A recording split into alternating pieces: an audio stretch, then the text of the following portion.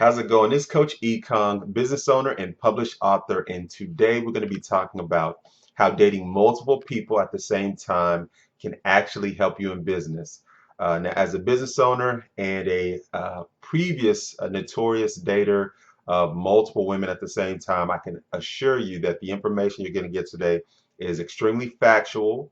And by factual, I mean I'm speaking about my own personal story. So today we're going to go through principles that I believe have been very valuable in business based on the multiple juggling, if you will, multitasking of multiple women in my case that were they helpful in providing examples of what I'm still seeing in business today. And hopefully these tips, these principles can be something that you can use as well. All right, let's get into it. All right, guys, first and foremost, off the top, if you're a new person to my channel, please subscribe. Health, wellness, and more on this channel, plus blogs like this that are just real, true, and transparent. Secondly, I want to put a disclaimer out there because if you're probably watching this and you are overly, let's say, sensitive about certain things and how information is conveyed or delivered, especially when we're speaking about men, women, gender, and we're talking about a perspective of a man, you might be offended at something. So this is a disclaimer to say, listen, if you are easily offended or sensitive about certain, I would say, topics on gender, it's probably not the blog for you. But if you're open and okay with speaking honestly about, again, my experiences, then, please move forward and enjoy. But let's start. Let's get started. First thing on the list is going to be confidence. Confidence. Now, when me and my boys would go out and we would hit the clubs, 9 times out of 10, we would individually go and talk to women that we found attractive.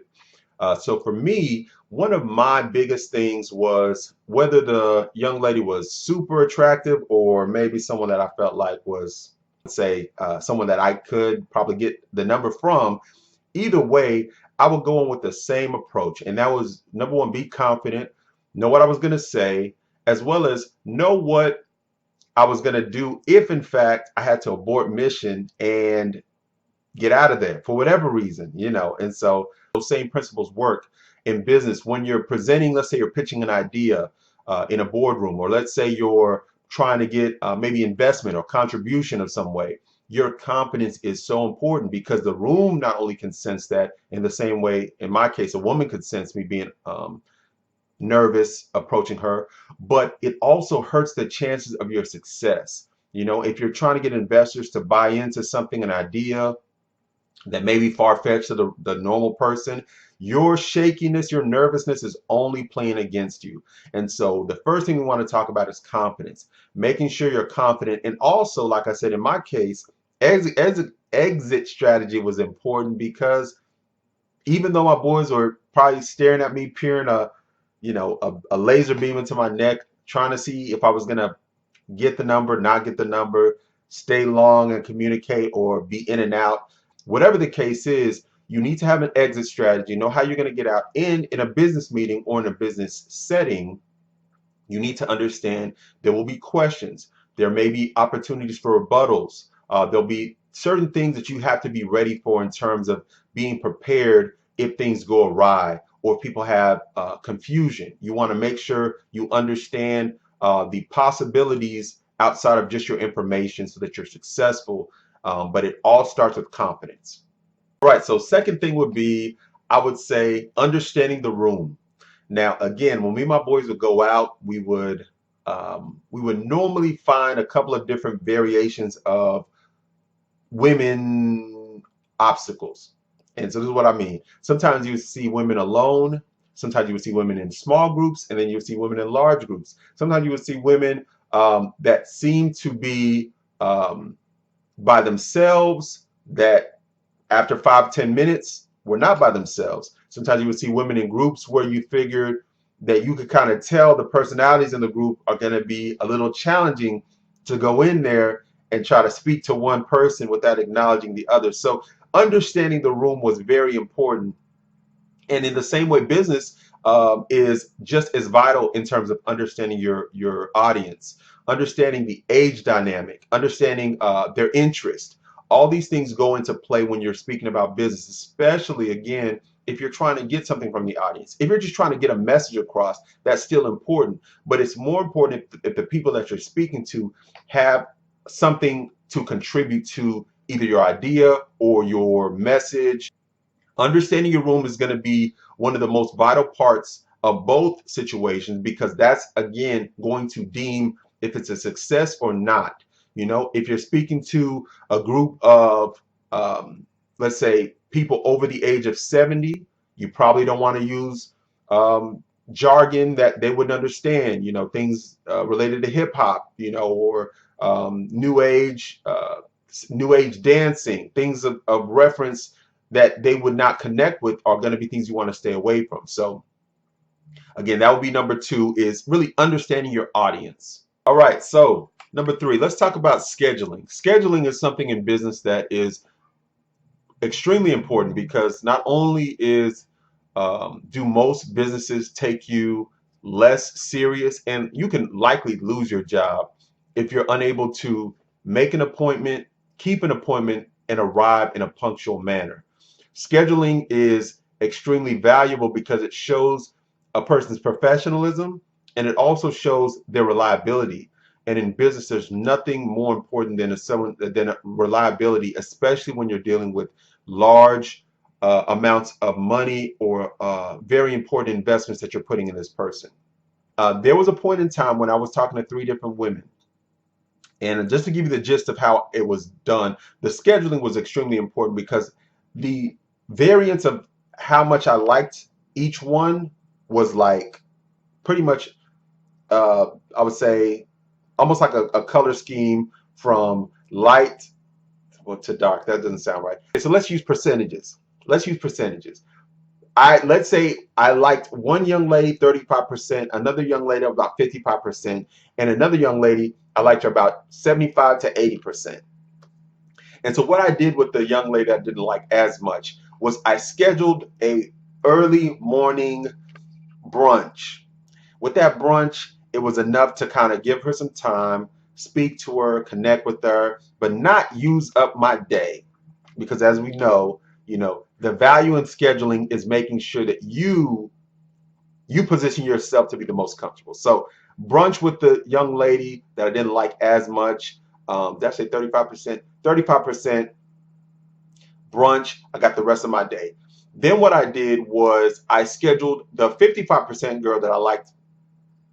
The girl I like 55%, I did a dinner. Okay. So with the dinner, most times women will accept dinners as something a little bit more valuable. Okay. And by valuable, I mean like, I would put dinners over lunches, in the sense that most times with dinners, you can be more romantic. It's normally nighttime. You can do the, you know, high-end restaurants. A lot of times you can present a better atmosphere on dinners. And so what I did with the 55% young lady is that we did a dinner, and I knew with the dinner she would feel appreciated, she would feel loved, and I knew we could have a good vibe. Now, don't judge me, but with the 85%, 75, what I say, 75 to 80, the one I like the most, I knew that the night would be pretty much close to ending, and so I would probably end the night with this young lady that I like the most. Now, sounds worse than what it is, but whatever, right? I would call her and let her know, hey, you know, I know it's late, but you know, we have plans here and here, or we could just chill at your place. But I'm driving out that way. It's a good chance I might not be able to, you know, head home because of how late it is. I can go straight home, or I can come see you because I really want to see you, and I think it would be great for us to kind of connect. And 9 times out of 10, she would be obliged to have me over late night, and I would just stay the night over there. Now, in the scheduling scenario that we're using, I would also have because I was normally the one that was driving, I would also have the placement of each woman or each young lady. I would have it placed to where I'm driving in a I would say a direction where I get the one I don't like that much first in the scheme of the Metroplex. I'm in Dallas. So also finding a driving route that was valuable to make sure I didn't exert more energy or more gas than I needed to. In business, it's the same thing. Okay, we're talking about business as well. In business, it's about strategizing the whole picture, understanding the whole dynamics of everything. Okay, what points are you going to hit? How are you going to end? Again, all of, if it's business meeting, if it's presentations, these things, the order of how you do things is very important. You don't want to go in explaining something in the top end and then you're closing with something totally different. You want to make sure everything flows in a way that's progressive to your points and your ideas. And so when you're ending in a way that people are feeling. It's kind of like a movie. People kind of are feeling the climax and they're feeling when, we're getting to the end of the movie or the end point. Okay, last but not least, stay busy. Stay busy. This is kind of the reason why I even created this blog. And that was because I ran into a business situation where I invested into a company, we collaborated, and I found out that a lot of the things, a lot of the information that was provided for me was delayed in a way that I felt like was just unacceptable. And what I was able to do was continue to work and avoid actually dealing with the stress of the time, the effort, all the money that was invested in this situation that was outside of the actual deadline that was given to me. And I learned this in dating multiple women. And I'll tell you what I mean by that. So I had this idea, right, that um, sometimes it would be your greatest asset to date multiple women at one time, because when one woman was acting funny, you got another. What I was, my immature mindset at the time was, man, I never want to be outside of my euphoria. I want to stay in a good mood all the time. And so selfishly, what I did was I always had more women around, because just in case one woman was acting a little funny, I would not have to deal with the ups and downs that normal relationships should be going through. I would stay up because as soon as you're tripping, I'm going to talk to someone else. We're already on a high point. So I'm not even having to climb up the mountain. I'm already met at a high point, leaving you. So it's a up. And the moment she starts tripping, connect with someone else. And so what it helped me do was it helped me always stay in a good mood, because I always would connect with a woman that we were on good terms. And so it was literally like going from one room that was crazy, opening the door, and going into another room that was peaceful with tranquil music, and checking into that room. Oh, you're still loud music? Okay, boom. I'm going to come back to this room where it's tranquil. Oh, this room is getting a little feisty. Let me go to another room. And so I would literally be immature in the sense that I would never want to feel anything except for the elation, the happiness of the relationship, and not necessarily the downside. Let me tell you how that translated to business so well for me. Even though there were missteps in the deadlines, because I was continuing to work, I never had to deal with that negative energy. I didn't have to think about, all the promises were made, all the paperwork, everything that would have frustrated me, I didn't deal with, because I continued to keep working. And so by keeping myself busy throughout the process, it eventually came around. But the good thing was, once it came around, once this person came to their senses and figured out what they should have done, apologized, I was able to not miss a step because I continued to focus on the other things that I had in place. And so staying busy is always going to be something that's valuable in business. And again, the reason for this vlog was because I ran into that situation and I just remembered that in my immaturity, I would date multiple women because I didn't want to deal with the ebb and flow of the relationship. I only wanted to deal with the high end. And so in my mind, I felt like if I date enough women, I'm going to be on good terms with someone at some time, and that will keep me from having to feel hurt, pain, and sadness. At the end of the day, you want to make sure you're feeling all emotions. It's very selfish to play on anyone's emotions for your gain and your benefit.